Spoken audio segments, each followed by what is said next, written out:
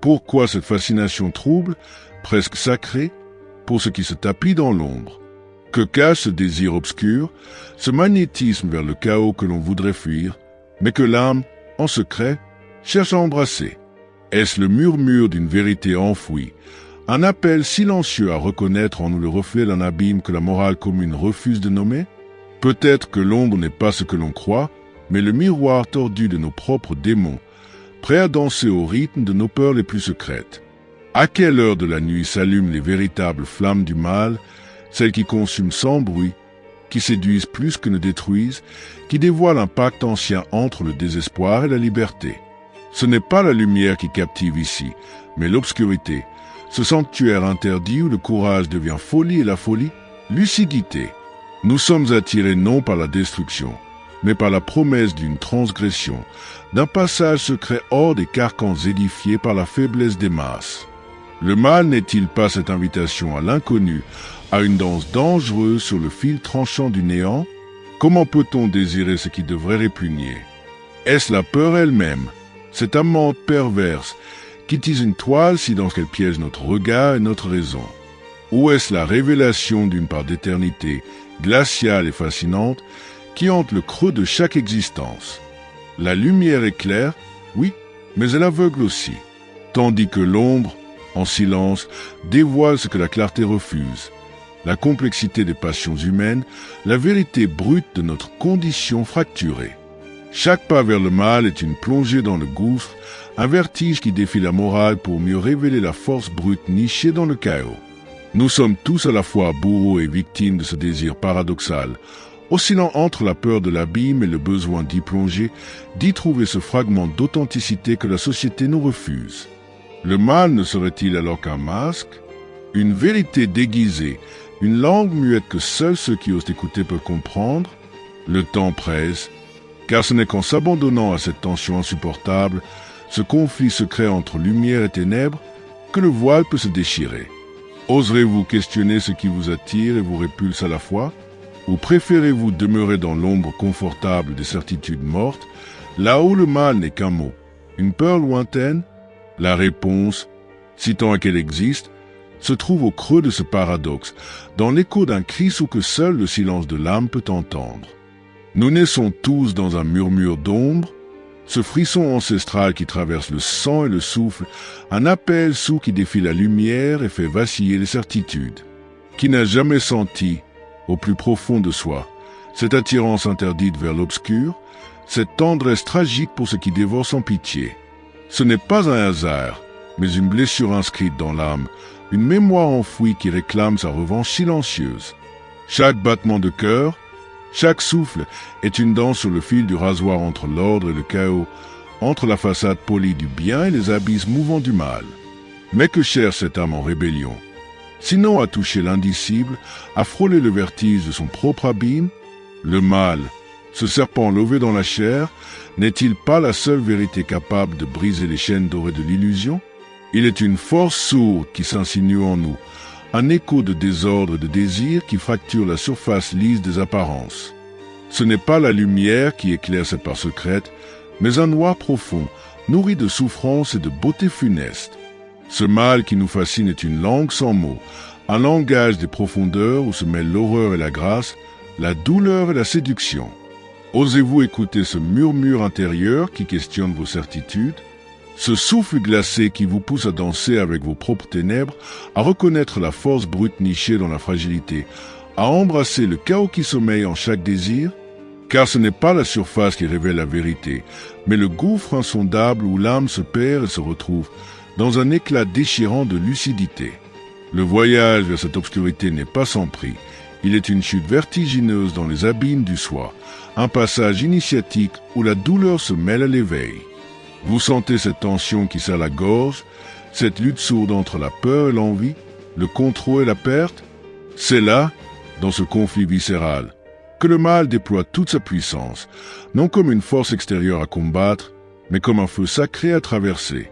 Il vous invite à la transgression, à briser les cages invisibles que la morale impose, à embrasser la vérité nue, même quand elle brûle. Chaque hésitation, chaque doute, est une spirale qui vous rapproche du cœur brûlant de cette énigme. Le mal est à la fois la blessure et le baume, la rupture et la renaissance, une danse éternelle entre destruction et création. Cette lutte intérieure, vous la connaissez bien.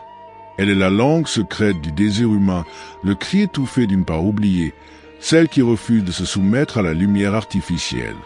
Comment ne pas être attiré par ce feu sombre quand tout en vous cherche à se libérer des chaînes du convenu? Le mal est une clé, une invitation à explorer l'inconnu, à défier les vérités toutes faites.